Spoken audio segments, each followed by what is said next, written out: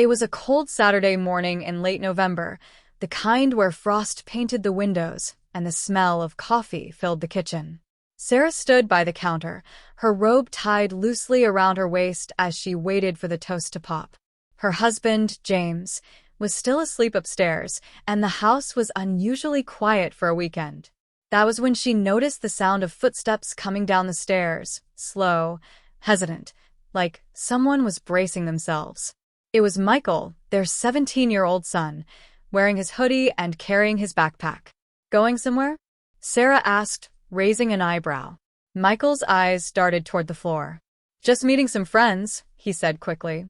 But Sarah knew that tone. She'd been hearing it more often lately. Ever since Michael had gotten his driver's license, he'd been pushing boundaries, staying out late, skipping curfews, and arguing about rules. Before you go, she said, we need to talk about your grades.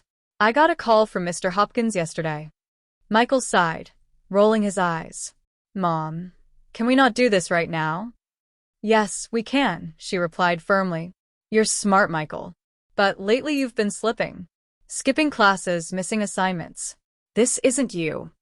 Michael zipped his jacket and muttered, You wouldn't understand. And before Sarah could say another word, he walked out, slamming the front door behind him.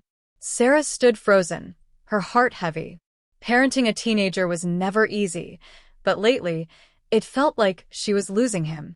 The sweet boy who used to hug her every morning before school was now distant, guarded, almost like a stranger living under her roof. Later that afternoon, James came downstairs, his hair messy, rubbing his eyes. You look like you've seen a ghost, he said.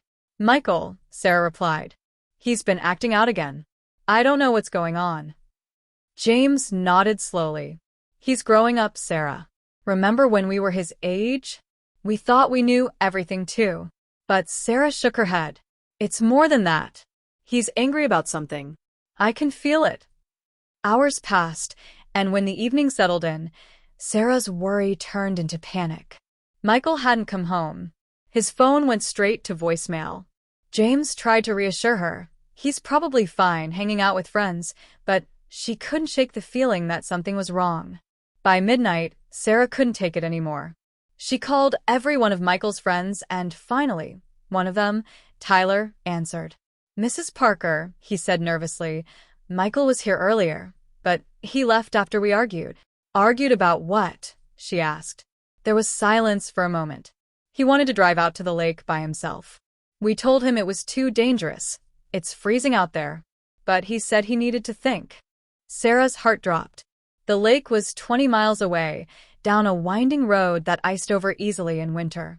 She grabbed her coat, and before James could even finish putting on his shoes, she was already in the car.